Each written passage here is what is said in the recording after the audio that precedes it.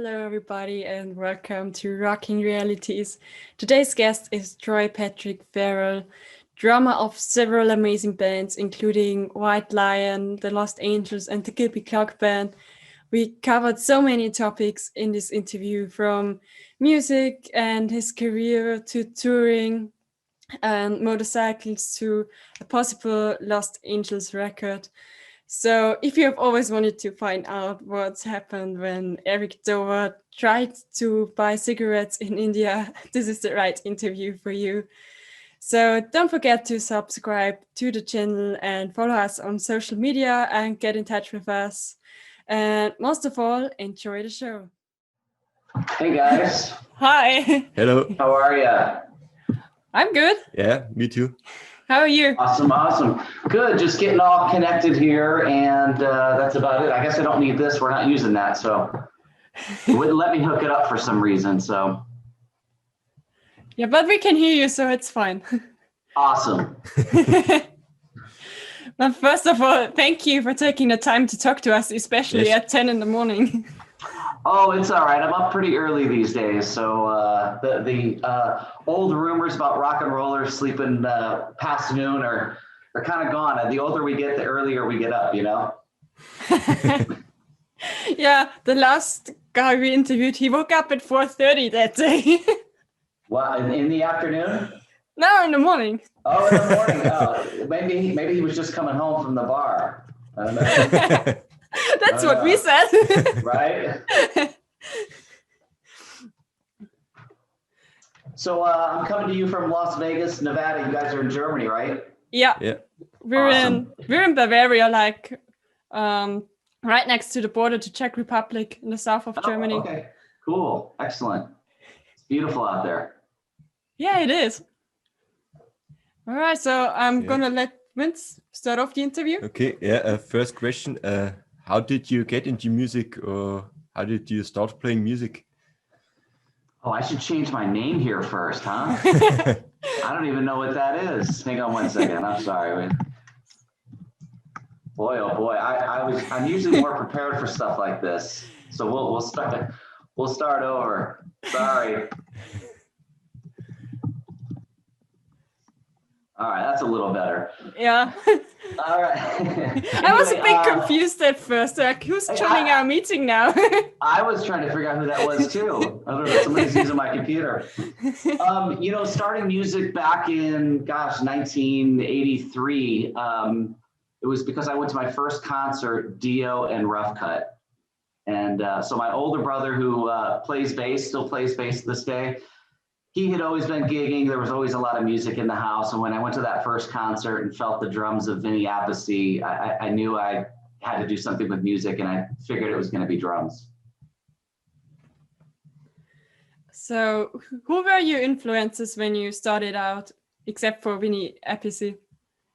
Well, there was a band out of Chicago that was kind of up and coming at the time that I started playing drums, and that band was called Enough's Enough. So the drummer Vic Fox, huge fan of his. I love the flash and his simple meat and potatoes approach to the drums. Guys like Bunny Carlos from Cheap Trick, obviously Tommy Lee, that powerhouse, 4/4 time. All that stuff really kind of spoke to me. Obviously, there are great drummers like Neil Peart. It's kind of like algebra for me. I like to add numbers, but the algebra and formulas, it's above me. I love them, but it didn't speak to me as a drummer. It didn't speak to me as an influence, but John Bonham, that spoke to me as an influence. I was waiting for John Bonham. Yeah, you saved the best for last. Yeah, because almost every drummer says John Bonham. Well, he started it all, and he took not only very simple grooves, but really put a lot of personality in them. And when you dissect them, like today, you can go on YouTube and hear isolated drum tracks of Bonham recording Zeppelin. And it's not simple stuff. He really put a lot of cool ghost notes and weird accents and things that are more complicated than what it sounds like when you're just listening to it in a club or at a party or something. He definitely was the master of groove, for sure. While Neil Peart is just sort of the master of his own sort of domain with respect to drums. John Bonham really did his own thing with the groove and with the pocket, but did so much more than just laying down a simple beat. Yeah, I think I've actually seen a video of you playing Moby Dick, right? Maybe not. I've done a couple of here's another fantastic drummer, Brian Tishy. He's done these Bonzo Fests as a tribute to John Bonham and brings out all these drummers. They usually do it at the NAMM show here in California, or I should say there in California. I don't live there anymore. And so it'll be 20 drummers playing all different Zeppelin tunes, all putting their own little personality into it. And I did one up here in Vegas, and I also did sort of like an ending encore piece some years ago back in LA. So I've done the Bonzo Fest before. They're a lot of fun, and it's really cool to see everybody's interpretation of John Bonham, because you want to go and pay your respect to the groove master, but you got to do it your own way. And I think that is the cool part, because something about drummers that's fascinating is even if you see a drummer who's not very good, they're just learning, maybe it's their first gig, they're nervous, you'll see one thing that they do throughout the show you can see it's their personality. You go, oh, that's his little fill right there, or that's his personality coming out. And that's sort of like, springtime, the flowers start blooming. Early in our drumming careers, you can really start to see people develop their personality. They listen to their favorite guys and they try and kind of imitate them, but you can't imitate them. You can only sort of pay tribute and try to replicate them. But it's really great that your personality comes out and you do it your own way. And it's really cool to see these tributes to Bonham, where drummers sort of try and do what they think Bonham would do, but they do it with their own style. And I think that's magical. Yeah. Yeah, I love hearing that as well, when people play songs that they really like, but they also have their own way of playing it and not just copying something that's already been done. Exactly. And a lot of bands, especially since everybody's been in the pandemic, recording from home and putting videos with their friends together on YouTube. A lot of bands have been doing tributes or covers to their favorite artists. And I'm a big fan of that, because I like to hear, like, for example, Brandi Carlile's kind of a Southern rock, not even Southern rock. She's not even rock. She's sort of, Brandi Carlile is trying to figure out where she kind of has some country roots, but sort of like a very vocally driven singer, songwriter, a lot of emotion. And she just covered a Soundgarden song. And I was like, that's great, because I want to hear Brandi Carlile cover a Soundgarden song, because it's not something you would expect. And of course, she nailed it. When other rock bands do, Fleetwood Mac covers, it's really cool to hear their version of it. Maybe they heavy it up a little bit. And I just love hearing different interpretations and tributes to other artists. Yeah. I mean, it's also kind of what you do with the Lost Angels, right? I mean, you have a lot of cover songs in your set when you play with that band. Yeah, so Lost Angels is a band that I started back in 2010, and it's got a lot of different people in it, but guys like John Corabi, who was in Motley Crue, the Scream Union, Ryan Roxy from Alice Cooper, and Dad's Porno Mag. We're gonna put all the all the old ones in there. Dad's Porno Mag, Slash's Snake Pit, of course, and Eric Dover, the almighty Eric Dover, singer for Slash when Slash left Guns N' Roses, and Jellyfish, the Licorice Quartet. Eric Brittingham from Cinderella has been in the band, and of course EJ Kurse from Silent Rage, and then myself. So it's a really fun band where I get to play with the guys that played with the guys, and then we kind of do our own versions of those songs. But we'll do Alice Cooper, and we'll do Dead Daisies when we have John Corabi in the band, and of course we'll do a Motley Crue song, but we'll do it a little different, and we just kind of do it our way. But it's a great catalog of music to choose from. It really is some of the best, and it's an honor to play with those guys, truly. Yeah, and I always love it. The way Eric sings those songs, because he's such a great singer, and yeah, he gives a lot to those songs when he sings them. Well, you know, when we went to the first time we got Eric Brittingham in the band, we went down to Australia, and of course we did some Cinderella songs, and we were singing it essentially in the key the songs were written in, and he was singing that high Tom Kiefer stuff. He does not give anything less than 100% ever. No matter, even if he's trying to not give 100%, it's always going to be better than the other guy. You know what I mean? The rest, he is just that talented. It's crazy. Yeah, he really is. Yeah, and he's a great guy. He's an awesome guy. He's a very different human being, and I mean that in the best way possible.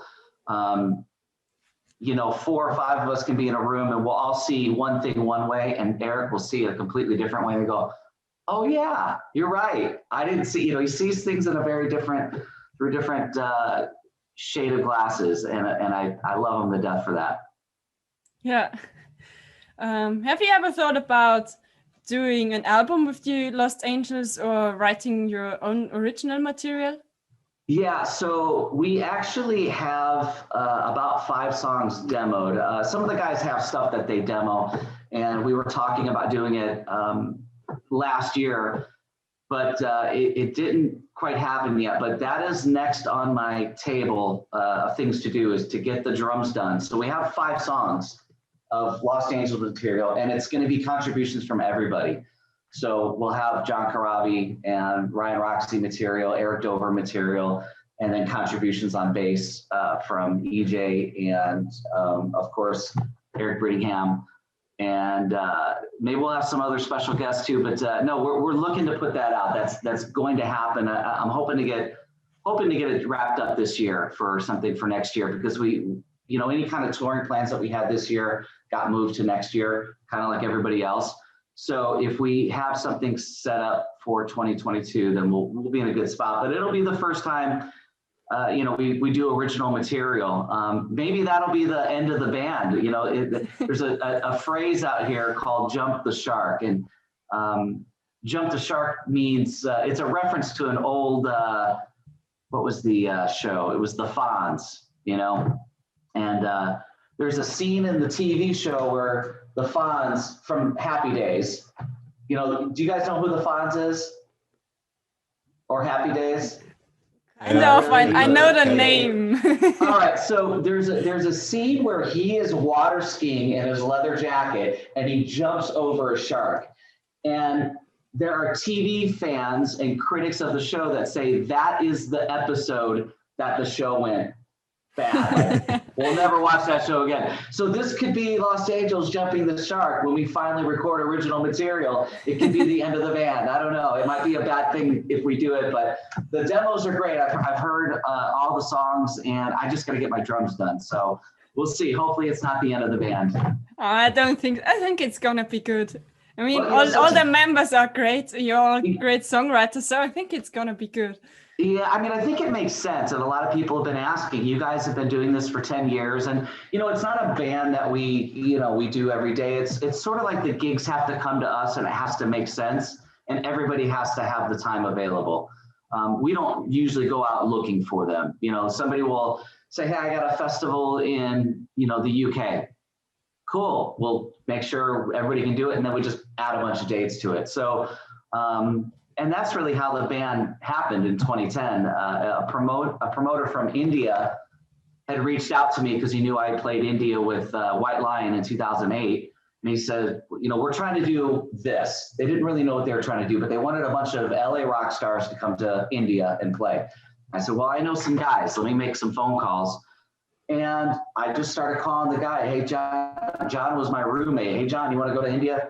And of course, called Eric Dover. At the time, Muddy Stardust was on bass. Muddy played with Mark Ford from the Black Crowes in a band called Burning Tree. And he also had a stint in LA Guns, just like everybody else.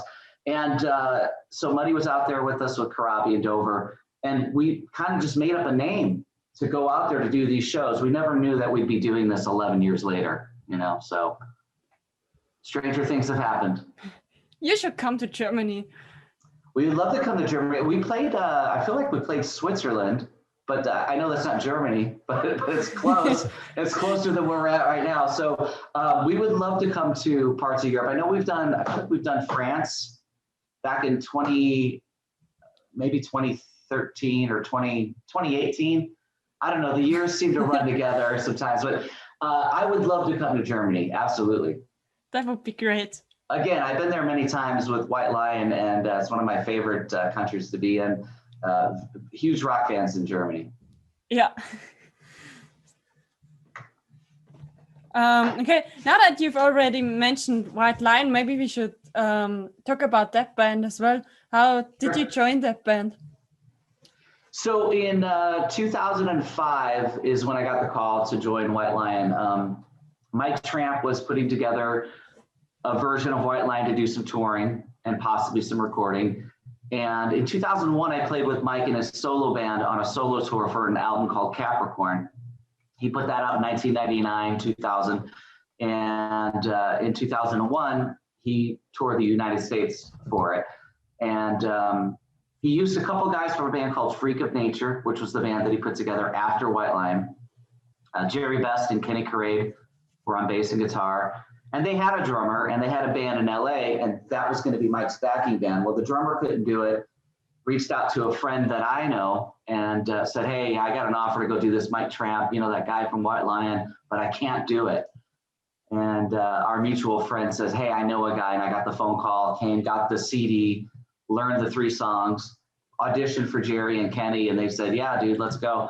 And then Mike came, flew in from Copenhagen, and we got into a room, rehearsed a few times, and loaded up the van and got on the road. And I think it was from that tour that when later in life he wanted to do a White Lion again, and there would be no Vito Bratta, nobody else, that he kind of handpicked the guys he thought would be best to do that. And I fortunately got that phone call in 2005, and I was in the band until it ended in late 2008 in India. That was the end of it. But we put out one recorded album and 2 or 3 live albums. I know that we put out a live DVD from the Bang Your Head Fest, which we played twice, once in 2005 and once in 2008.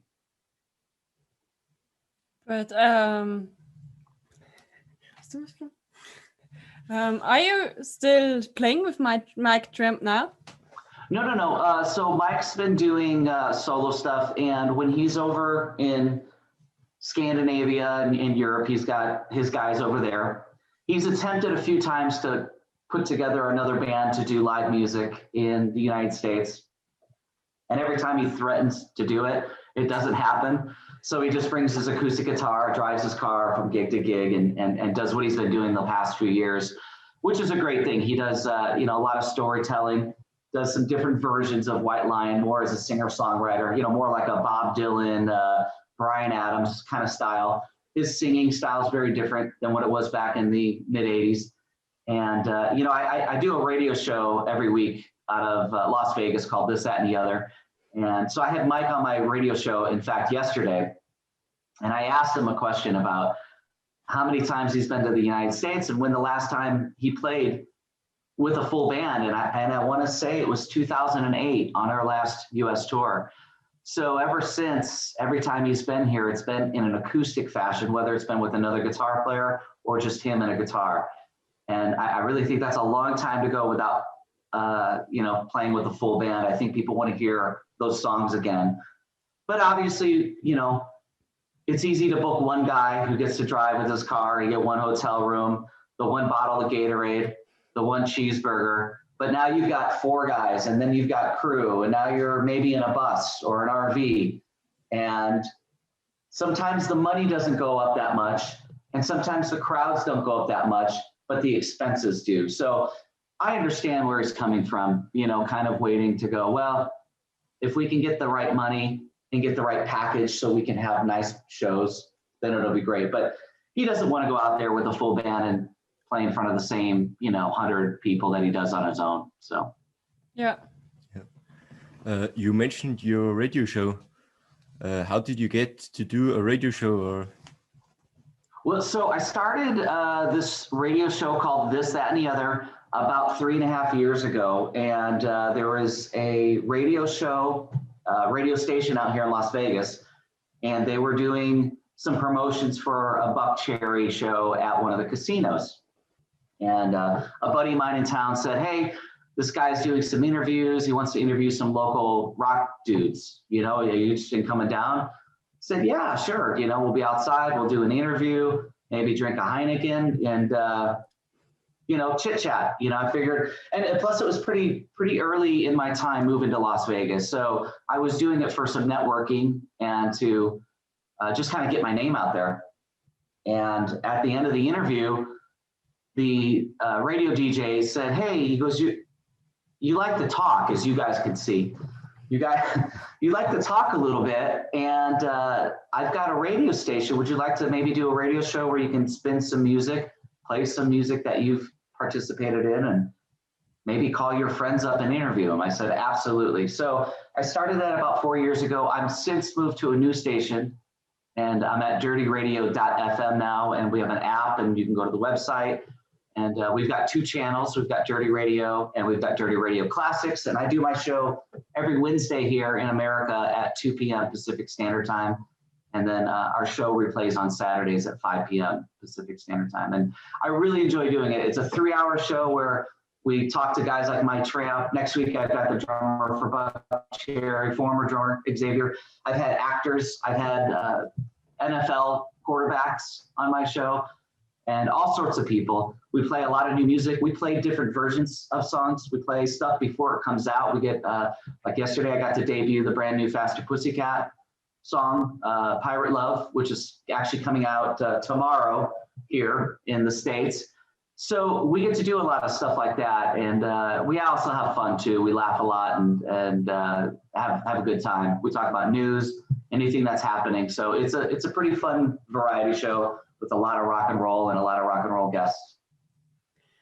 Do you get to decide on your own which music you play and which guests you get on? I get to do everything. So it's good and it's bad. It's a lot of work. But yeah, every minute of my show, I produce myself.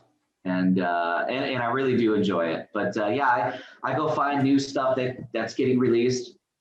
If some guy put out a solo album or a new song's coming up, or a bunch of guys get together for a soundtrack for a movie and they release a weird song that you wouldn't normally hear of, I find it and I make sure I get a copy of it and we play it, you know, and then if I can interview somebody from that, we do that, you know. So I enjoy it. It's a lot of work, but yeah, I get full control of my show and I appreciate that too. Uncensored. And so if it's live radio too, so if something goes wrong, it happens as you're hearing it. It's happening to me as I'm doing it. So we have some fun with that, with the mistakes sometimes. Can you keep doing your show when you're on tour with a band? I can. So fortunately, I have almost 4 years of catalog shows.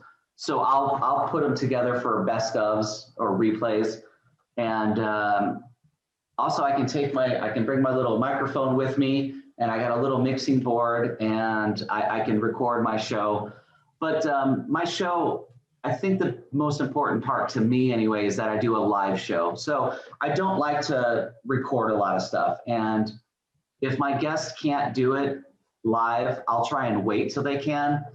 But if I feel like they won't be able to, then we'll record it in advance. But the main thing about my show is my shows are all live. And when you're hearing Mike Tramp talk, he's up at 2 o'clock in the morning in Copenhagen talking to me. So I think that adds an interesting aspect to it, because you know it's not going to be censored. It's not going to be edited. And when you record interviews, you kind of go back and listen to them and you find yourself cleaning them up a little bit. And I don't like doing that, but that's something I do on my pre-recorded interviews. So that's why I prefer doing a live show. So yeah, if I'm out on the road, I'll try and do one, but usually I do a replay. So are there any young bands or new music that you're into it or that you really like? New bands, I mean, I'm digging Dirty Honey. And there's a band called, what's the other band? The Glorious Sons, digging them. These are all new bands that are going out. They're starting to tour the Black Crowes and stuff like that. And they're kind of that rootsy rock stuff, kind of 70s, a band that gets a lot of flack is Greta Van Fleet. We talked Zeppelin earlier a little bit. I actually saw them in concert, and by the time you got to the third song, you forgot that they kind of sounded like Led Zeppelin, and you felt like you were seeing a great new young band. And they put on a great show. Obviously, they had a great light show and everything, but I feel like they are their own band. Yes, there are some Who references and some Zeppelin. I mean, that singer sounds a lot like the Robert Plant. He dresses, the same. I get that, but I felt like they were really doing their own thing once you got to like song 3 or 4. You felt like you were seeing a brand new band, and you kind of forgot about Led Zeppelin, so it was cool. We've seen them as well, like 2 years ago, maybe. Yeah. Yes, before COVID. I'm getting confused with the times because 2020 kind of doesn't count. It doesn't So I think it was 2019 happen. when we saw them. I think. Yeah. Probably. It feels like last year didn't happen, so I'm trying to remember when stuff happened. So Yeah. it's very weird. It's a very weird time, but yeah, I dug them. And check out Glorious Sons and check out what was the other band I said? Dirty Honey. Yeah. They were supposed to play here last year in June, but that was cancelled. Yeah. Hopefully everybody can come back. There's some great new young bands that are out there that people should see, Yeah. Vince is starting a new band now. You will have to start touring when you can. But first, band rehearsals have to be allowed again. But At first, we have to start practice. Yeah. Rehearse when we can. Yeah, practice now while things are closed, and then when things open, you'll be ready to go. You play drums, right, dude? Yeah. Yeah, right. And then do you sing, play guitar? I've played bass. Play bass. Oh, right. Yeah. Oh, rhythm section. And you guys are brother and sister? Yeah. Oh, that's cool. That's the makings of a good band right there. We actually have a band, but cool. he's starting a second band now. Oh, one's not enough?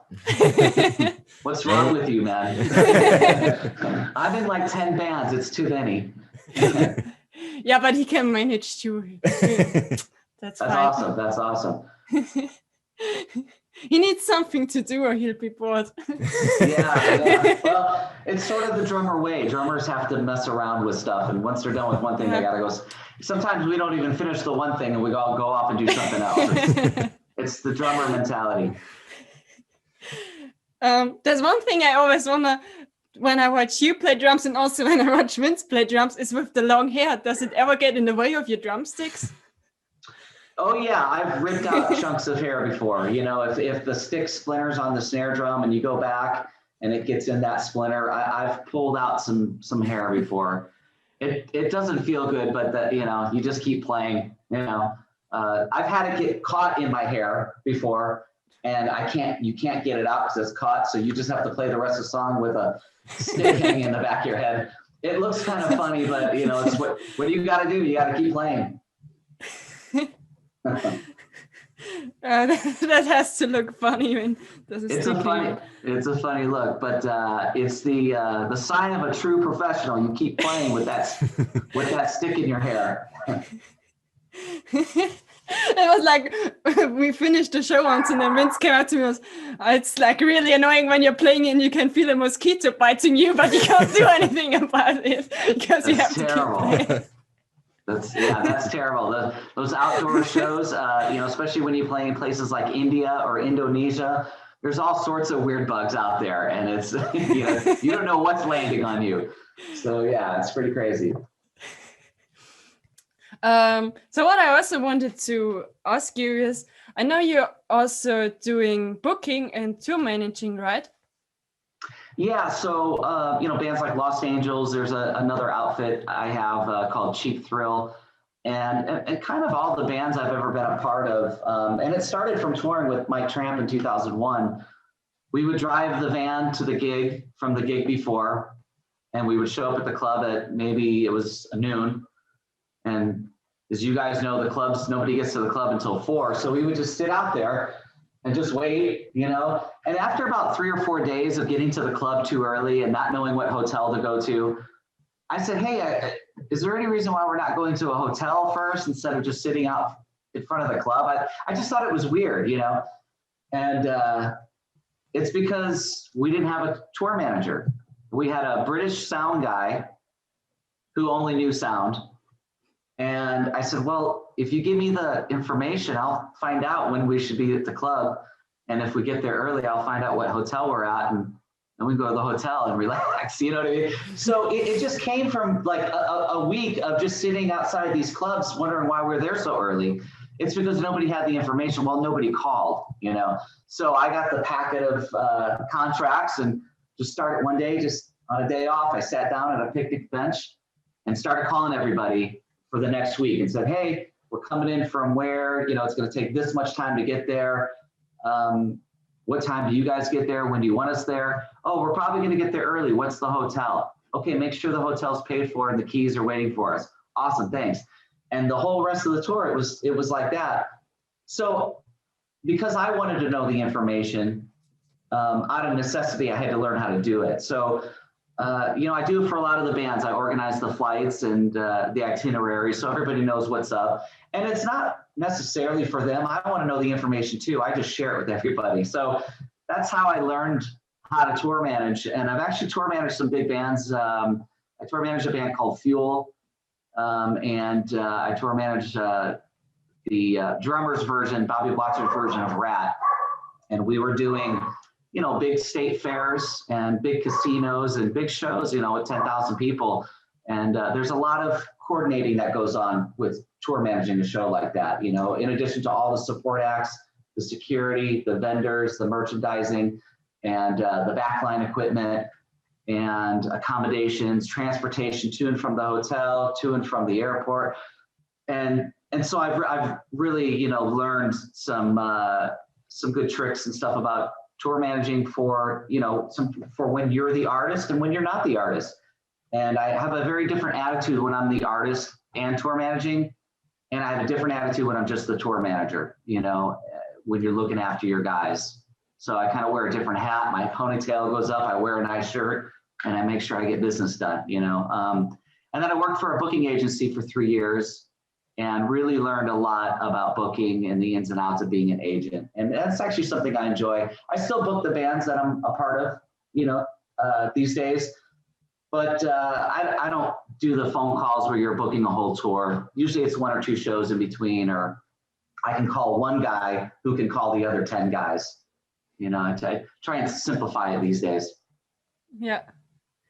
I'm always interested when we get musicians on who are also interested in the business side of it, because I'm going to university for music business and I want to work in this business. Excellent. So it's always cool to hear from people who actually work in this business and do it themselves. Well, you know, I think a lot of the younger generations out of necessity learn how to do it. So a lot of the bands I played with were guys that were big in the 80s and they had road managers and they had booking agents and they had management and they had record labels and everything was done for them. And when they got dropped and there was a big gap in their time from the heyday to now having to be a band starting over again with a brand name, playing clubs again for the first time and recording for the first time, a lot of these guys don't know or didn't know how to book a show or how to book a hotel room or how to rent a van because they never did it.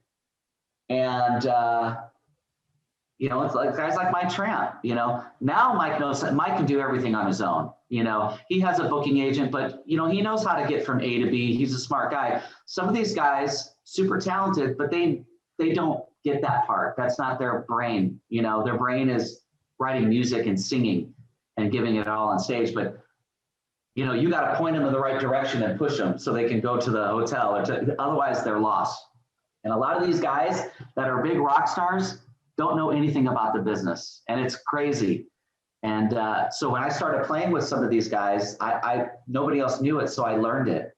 And I think a lot of these guys now, because they've been doing clubs and reviving their careers for so long. I think a lot of these guys now know the business a lot better, and I think it makes them better musicians for it, you know, because there's not a lot of money to be made out there.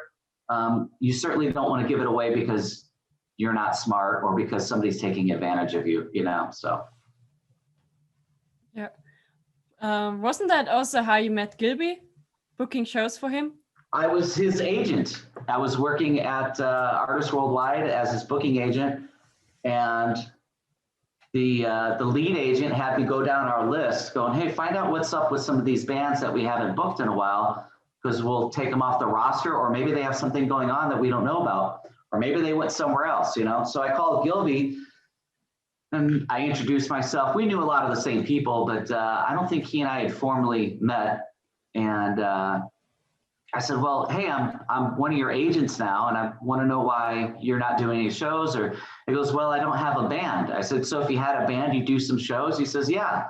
I said, oh, well, I know a drummer and I know a bass player. And that bass player was EJ Curse, who did the White Lion tour in 2008.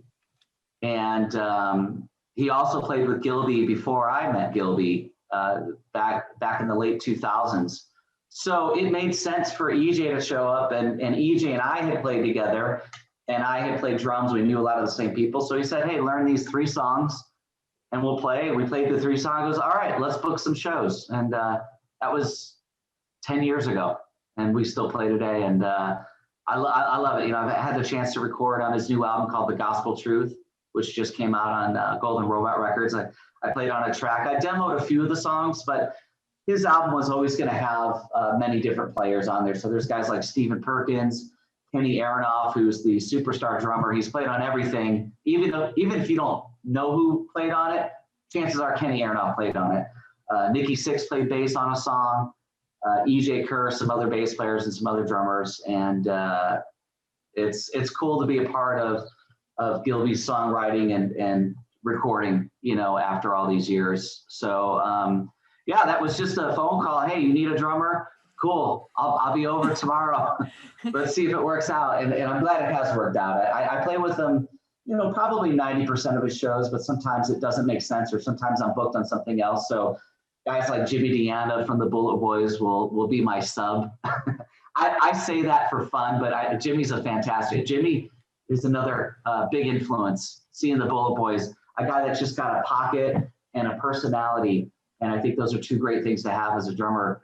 And it's just kind of funny when, you know, Jimmy's like, yeah, I'm subbing for Troy this week, you know, and I'm like, Jimmy's an awesome drummer. He's not subbing for anybody, but it's great that Gilby can find somebody of that caliber to take my spot. And it also means I have to keep working hard to make sure I can keep being the first phone call when Gilby needs a drummer. So yeah.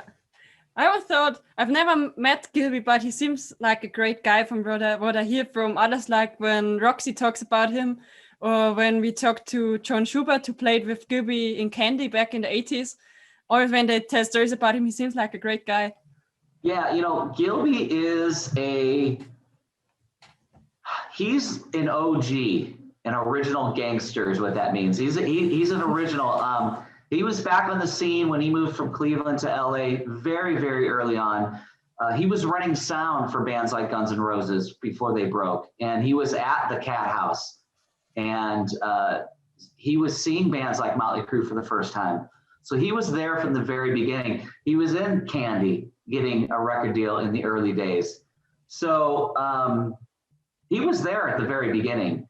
And he's seen it all. And he's very humble. And I'm glad he's found his path in music to be that kind of bluesy, you know,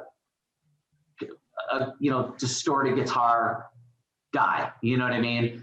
And I love playing with him. I do love playing with him. And he's got a lot of great stories, and he's got a lot of history. I saw an interview with him recently that he did on a friend's show. I've known Gilby for over a decade, and I learned a lot about him. There's really a lot more to him than just being a guitar player. There's a lot more to him being than a former member of Guns N' Roses. You know, he's a lot more. He's Gilby Clarke, and there's a story there for sure, and he's still telling it. So it's awesome. Well, the first thing I told Vince was, did you know Gilby Clarke has a knucklehead at home? Because Vince loves Harley Davidson's a knucklehead.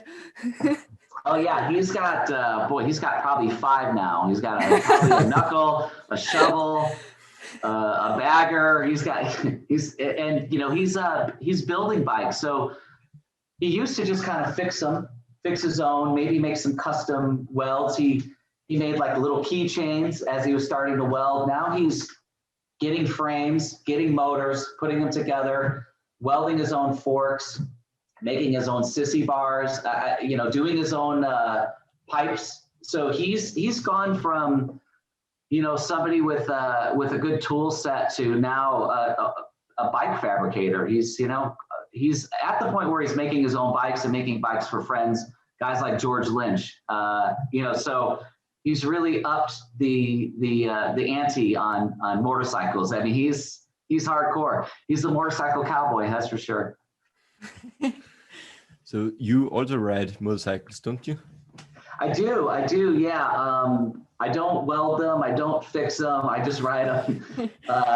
We just got back from a trip to Mexico. It was my 3rd trip to Mexico on a bike ride called the El Diablo Run. There were 20 of us, some rock and rollers involved, and just some diehard motorcycle riders. And we go down to from LA, outside of Los Angeles, down to San Felipe to Ensenada and back through the Tijuana border, where we hope we don't get stuck in Tijuana jail before we cross the border.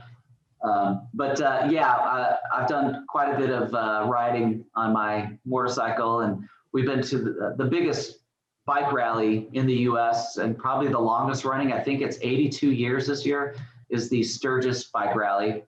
And that's about 1,400 miles. So maybe 2,200 kilometers, I'm guessing.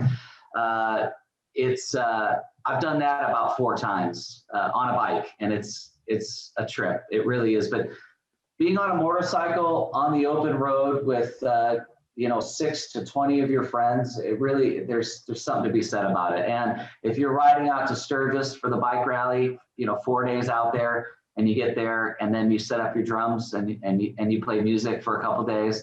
I mean, it's motorcycles and rock and roll. It's the perfect recipe for a good time, for sure. So what kind of motorcycle do you ride? Do you also have a Harley Davidson?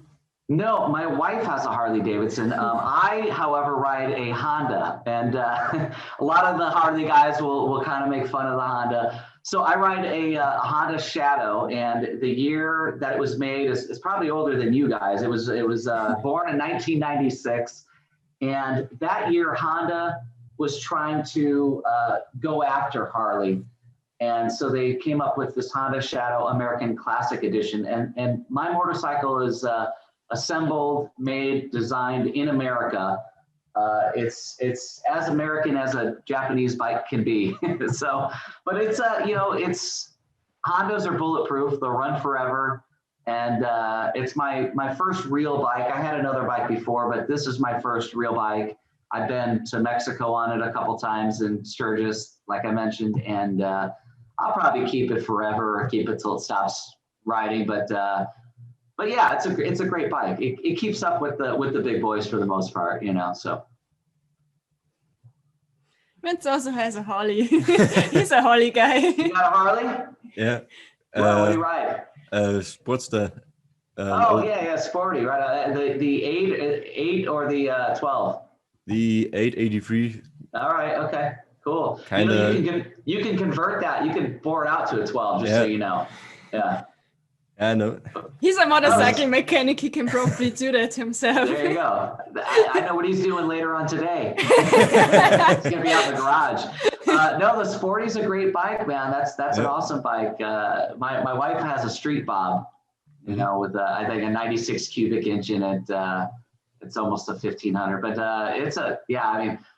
there's a difference, right? I rode that bike on the last Mexico trip, and hers is a 6-speed, mine's a 5-speed, but just the extra space in the CCs, from a 1100 to a 1500, you really notice a difference. Plus, my bike is heavier. Her bike is around 600 pounds. My bike is closer to 800 pounds. It's a very heavy bike, but you know, it's got me to Mexico a couple times and to Sturgis. So it's, I'm going to keep it. I like my little Honda. Well, maybe you'll see us at a Sturgis sometime. I think Vince wants to go. It's the bike rally of all bike rallies. And, you know, you guys can fly out here and you can rent some bikes or rent a bike. So you can at least have a bike to go around the areas, you know, go see places like the Mount Rushmore and, you know, just be in the Black Hills of South Dakota. It is, it's unlike any place you've ever been. It's beautiful.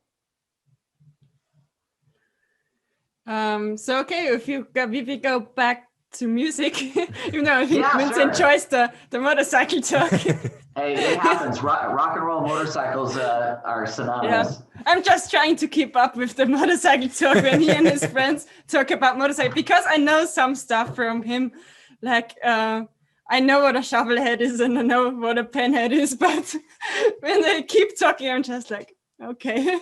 Yeah. I don't know what you're talking about anymore.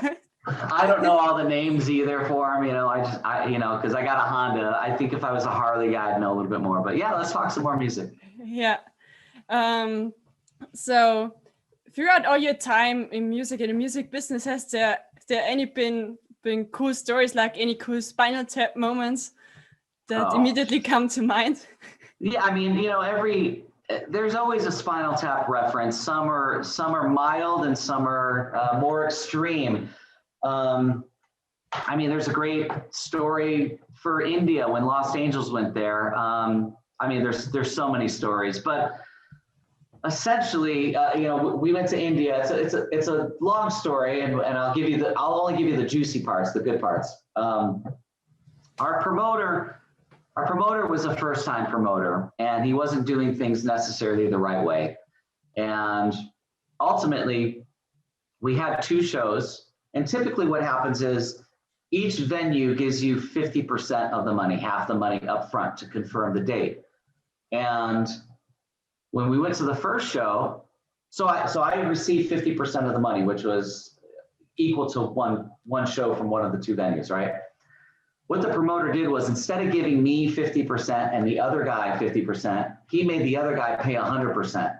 So when I came to collect from the second guy, the balance of the 50%, I found out he actually owed me 100% and he didn't have the money. So we're there's about almost 10,000 people in this soccer stadium, and we're not going on until we get paid. And they had people from the government there. We had to get visas, you know, to go to places like India and Brazil. You have to get visas and get approved. So we're there on an entertainment visa, and we're not going to entertain because the guy didn't have the money.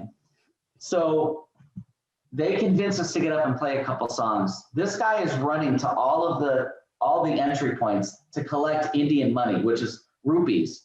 So, you know, I can lay down 100 rupees and it's equal to like $1 US. So he's giving me both. So all of our suitcases are up on the stage and we play a few songs, and then I go walk off and he gives me more money. And I go, all right, guys, 2 more songs. Play 2 more songs. He comes back with some more money. All right, 4 songs. And we managed to play the rest of the set. When we got done, he still owed us some money. So 2 of us stayed back. We sent the other 2 guys home. They made up fake flights for us that were going back. We didn't have real flights. So he had to get somebody to pay for these business class tickets, which are very expensive when you buy them the day before. It was $10,000 US per guy. So needless to say, we got paid. Everybody made it back safely. I'll leave out the kidnapping story for another time. And while John and Eric were at the airport, Eric Dover had to go get a cigarette. Well, Eric managed to walk out of the airport where you can't go back in again. So John Karabi Eric's like, hey, can you watch my stuff? I'll be right back. Well, Eric had to go all the way out, didn't have his ID, didn't have anything. He walked past a security point, and it took him hours to get back in. And John's walking around for hours in the airport with all of the luggage. And those guys have a pretty good story about their very long layover in India when Eric had to go get a cigarette. Every time Eric's like, hey, I'm going to go get a cigarette, we're like, no, you're not. We're afraid we're going to lose him for hours. But yeah, you know, it seems like every story or every show has a Spinal Tap story. Some are more extreme than the others. Some involve kidnapping and some don't. And we prefer the ones that don't involve a kidnapping. and no promoters were harmed during this telling of this story. I promise you that. I always love asking that questions because you get the best stories. It is crazy, some of the things people do, some of the stunts people pull. And when I see them continuing to do business, I'm like, who is doing business with these guys that don't know how to do business, you know?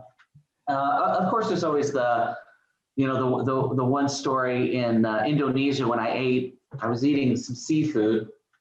I thought I would, you know, eat what the locals eat. We were in Bangka Island, and the locals pretty much hunt for their own food and eat it, right? So I'm eating a fish that's looking back at me, right? And I'm like, this is probably going to be a bad idea. Well, I got sick, and I got really sick, like food poisoning sick. So there's a part in the White Lion set that we had where Mike and Henning Vanna, our keyboard player, fellow German, would come out and do a keyboard medley of the ballads. And it was about 5 to 7 minutes long. I was very sick. On this island, you know, there were no toilets or proper bathrooms. It was either buckets or a hole in the ground, right?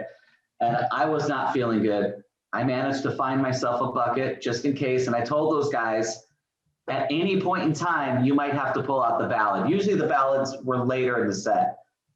We got about 2 songs in, I got sick. I said, time for the ballads. And I went back and took care of my business, but I made it through the show. I didn't ruin any pants or anything. So I survived the fish incident in Indonesia.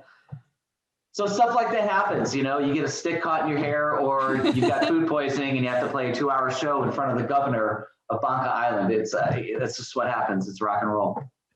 Yeah. Well, at least later you have cool stories to tell. I suppose, yeah. Some of them are very humbling, but yeah, you know, I say we don't do it for the money, for the fame, for the girls, for the big houses. We do it for the stories. Yeah. That's it. So do you have any advice for young people like us who want to get into the business or into music in general? Well, I love the fact that you're going to school for the business aspect of it, because you know, being a musician, it's not even just the musicians and all the personalities that come with musicians, but you've got the weird club owners and the weird agents and the weird management and you know, the venue. It's a very weird business. It involves very weird people that don't really have a sense of reality. So with that being said, music's built on a lot of dreams and dreamers, and that's a good thing. But, you know, there are also people that just, you know, don't always hold to their word, you know. And so, you know, having a background in the business is a very smart thing. Having an education in something else that you can do after you're sick of playing the crappy club down the road, you know, trying to collect your measly money, you know, like stuff like that. You know, after a while it gets old. It's like, man, you know, we just want to play a rock show. You want us to be here. The fans are here. Let's not make this complicated, you know. But, you know, booking agents and promoters and musicians are all very strange people. And to find a solid second career or a solid background with education, or yourself, you have an interest in motorcycles and you're a mechanic, and you know, that's a passion also and a knowledge that you can use, you know, on anything. You know, Gilby Clarke, sometimes I wonder if he plays guitar, because he'll go months just in the garage working on his motorcycles. You know, he's got a passion for that. And I think that's a good thing. That's a healthy thing, to have a different outlet other than music. The biggest I guess the worst thing about music is the business, really, because the business always ruins, when we got in our garages as kids to play music with our friends, and what we weren't thinking about, money and the business and getting screwed over by people. We were thinking about playing music with our friends in our garages. That's what we did it for. And, so when you get sick and tired of all that stuff and you have another outlet that you enjoy, that's a good thing. So my advice, back to the question, is to have another outlet that you have passion for and something that will give back to you, because music won't always give back to you. The music itself and the creativity will, but the business end won't. The business typically takes from you. And when you have a good head on your shoulders and you have a business sense and you know other things, it can take less from you, which is a good thing. So, I keep trying to find other things to do, but it keeps bringing me back. Somebody keeps booking another show. I'm like, all right, I guess I'm playing drums again, but I enjoy it. But as I start entering the second phase of my life, I'm looking for something to do that, whether it's on the business end or maybe my wife and I will open up a coffee shop or something, something else. I'm looking for something else, but I will always play drums, for better or for worse. I will play drums somewhere, anywhere, whether it's jamming down the street for a friend or whatever it is. I will always play drums. I enjoy it. I still feel like that kid. When you get paid for a gig, you don't get paid for the gig and playing the music. You get paid for the other 22 hours in the day, for the travel, for the crappy food, for the hotel room that might have, pee stains on the bed. That's what you get paid for, not the music. Well, thank you for the advice. Yeah. So let's make some schnitzel and go. Come on. What? I'm ready for schnitzel now. I haven't had that in years. It's been a long time. Well, I can't make schnitzel. That's all, we can just order out. Okay. Yes, when you come to Germany. Yeah. Schnitzel it is. I'll make sure you get schnitzel at your show. All right, deal. And if you open up a coffee shop, we'll come to the US and come visit you. Vince can drive to Sturgis. There you go. It sounds like a plan. All right. So thank you again for the interview and for talking to us for a whole hour. Yeah, thank you. About everything. It was a very fun conversation. We covered a lot of stuff, and I appreciate it. And for your viewers and stuff, and I checked out a couple of your other interviews. They're all very cool. A lot of cool people with a lot of great stories. So keep doing that. I think that's cool. You guys are doing that. JJ French from Twisted Sister, right on. Yeah. That's awesome. But you can find any of my nonsense at my website, drummertroy.com. It's got whatever I'm doing with the radio show and bands and touring, and it's got some old pictures and some old videos and different things. So all my stuff is there. This, that, and the other radio show on Wednesdays in the US at 2 p.m. at dirtyradio.fm on Dirty Radio Classics. And that's it. All right. Everybody should also go follow you at Facebook and Instagram. And I don't know if you have any other social media, but... Yeah. I got it all. Twitter. If you just look up Drummer Troy, it's everywhere. I love interacting. So Twitter and Instagram, I think both of those are at Drummer TPF, and you can look up Drummer Troy or just my name, Troy Patrick Farrell, at any of the social medias. It'll be the first one to pop up. Nobody's impersonating this guy. It's just me. So it'll just be me. But a lot of people get fake accounts these days.